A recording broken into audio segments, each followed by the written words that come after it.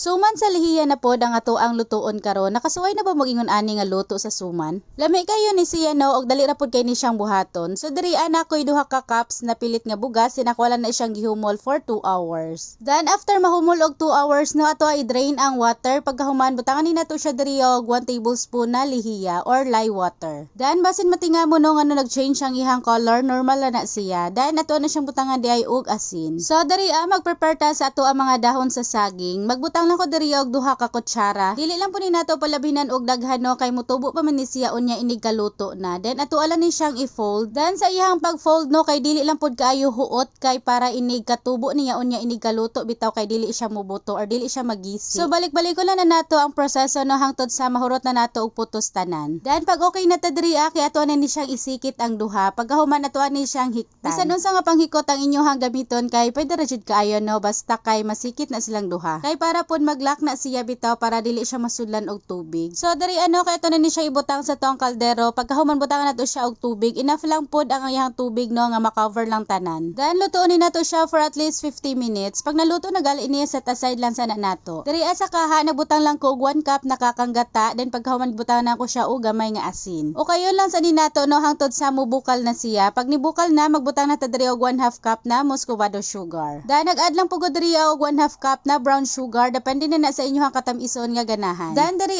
kay